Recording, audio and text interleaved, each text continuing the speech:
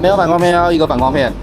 好，小事情，简单。那我想顺便检查一下前面，上个月有塞车。你说在骑的时候才会有扣扣扣的声音哦。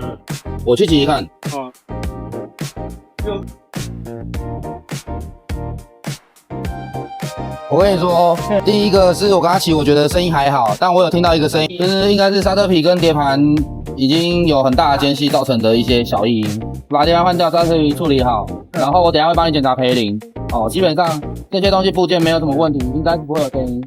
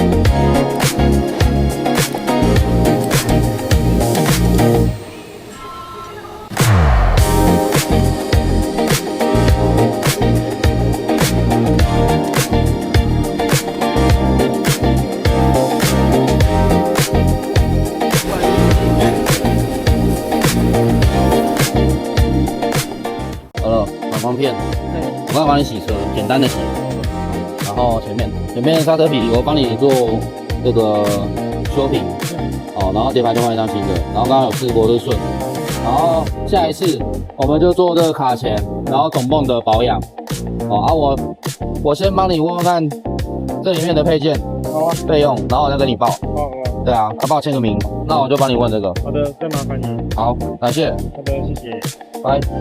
拜了。